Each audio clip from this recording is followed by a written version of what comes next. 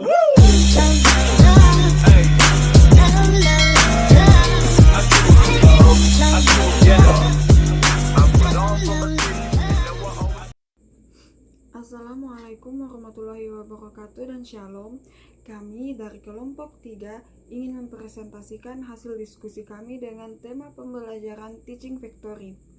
Saya atas nama Ismar Preptikbong dengan NIM 1927042028 akan menjelaskan. Saya sebagai pemateri pertama akan menjelaskan pengertian dari pembelajaran Teaching Factory. Teaching Factory merupakan pengembangan unit produksi, yakni penerapan sistem industri mitra di unit produksi yang telah ada di SMK. Unit produksi adalah pengembangan bidang usaha sekolah selain untuk menambah penghasilan sekolah yang dapat digunakan dalam upaya pemeliharaan dan peningkatan SDM atau sumber daya manusia, dan lain-lain. Juga untuk memberikan pengalaman kerja yang benar-benar nyata pada para siswa. Perkenalkan, nama saya Siti Nurhalisa, NIM 1927041024 dari kelompok 3. Baik, saya akan melanjutkan materi dari teman saya, yaitu tujuan Teaching Factory.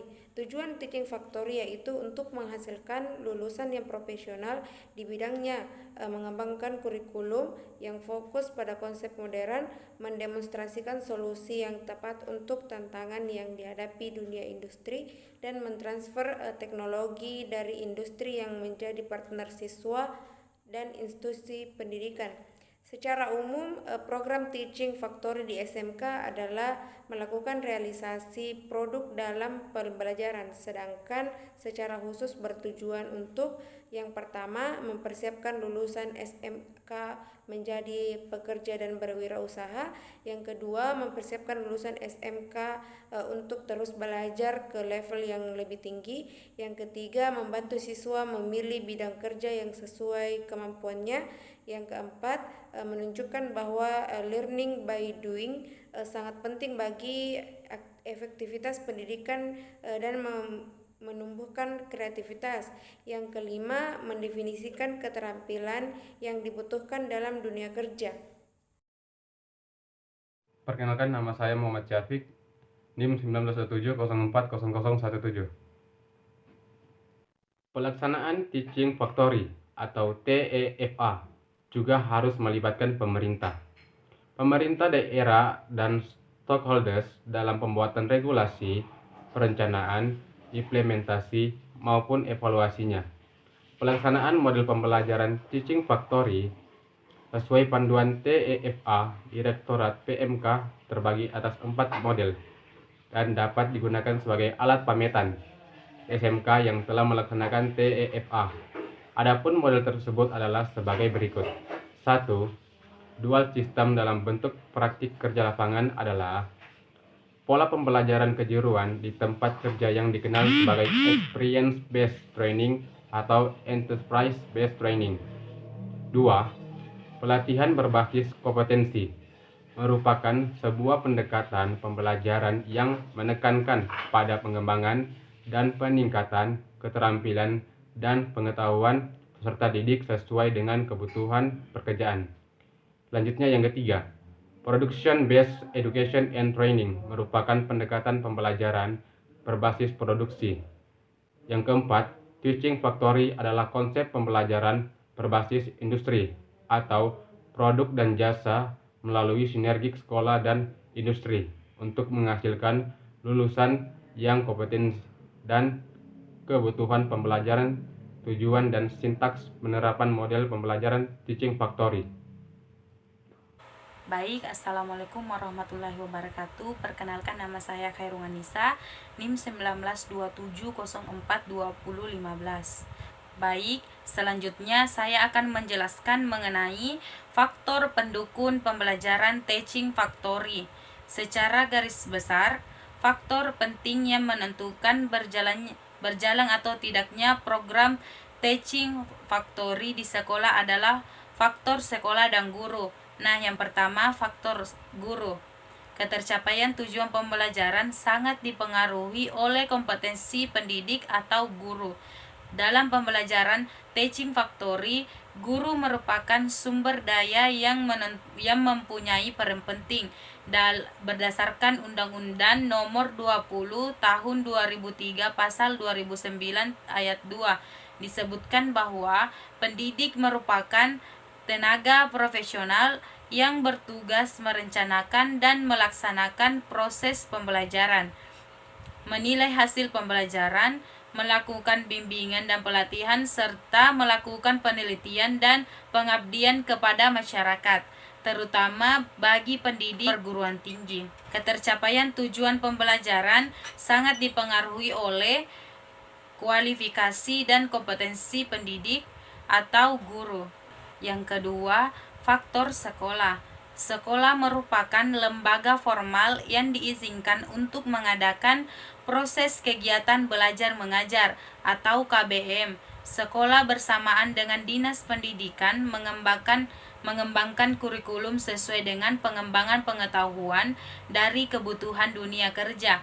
Sejalan dengan hal tersebut muncul strategi-strategi baru untuk meningkatkan kualitas sekolah, diantaranya adalah Teaching Factory. Direktur Pembinaan Sekolah Menengah Kejuruan atau SMK melalui Dinas Pendidikan terkait memberikan bantuan terhadap SMK berupa kemudahan izin untuk menyelenggarakan pendidikan berbasis produksi dan pengakuan standar mutu atau produk-produk yang dihasilkan oleh SMK. Selain itu, Dinas Pendidikan juga membantu mengembangkan keahlian yang diterapkan oleh SMK. Dengan keaktifan dari pihak sekolah memungkinkan Teaching Factory berjalan dengan baik, tidak hanya dari segi pendidikan, tapi juga dari dunia usaha.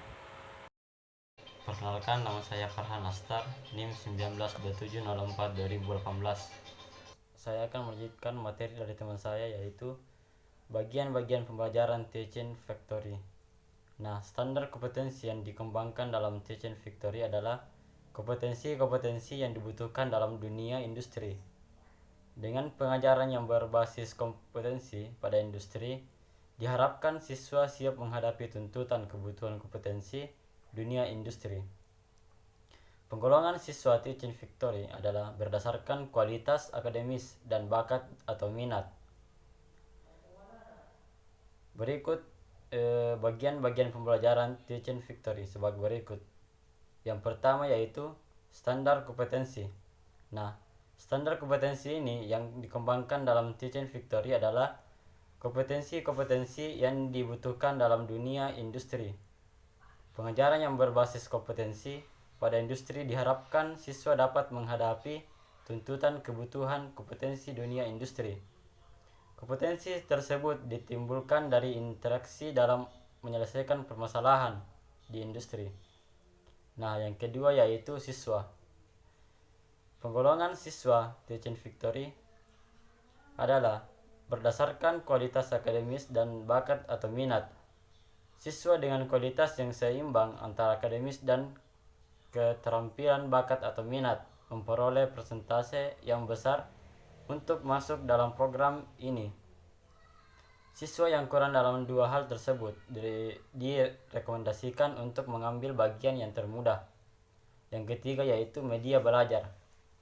Media belajar Teaching Factory menggunakan pengerjaan produksi sebagai media untuk proses pembelajaran. Pekerjaan produksi dapat berupa industrial, order atau standar produk. Produk ini harus dipahami terlebih dahulu oleh instruktur sebagai media untuk mengembangkan kompetensi melalui fungsi produk, dimensi, toleransi, dan waktu penyelesaian. Keempat yaitu perlengkapan dan peralatan. Nah, di sini kita perlu perlengkapan dan peralatan. Beberapa hal yang perlu diperhatikan yaitu yang pertama, pemeliharaan perlengkapan dan peralatan yang optimal. Yang kedua, investasi. Yang ketiga, memanfaatkan untuk memfasilitasi mengembangkan kompetensi siswa bersama dengan penyelesaian pengerjaan produktian pada tingkat kualitas terbalik. Mungkin itu yang bisa saya sampaikan. Sekian dan terima kasih. Demikian hasil presentasi kelompok kami, kurang lebihnya mohon dimaafkan dan kami ucapkan terima kasih. Wassalamualaikum warahmatullahi wabarakatuh dan shalom.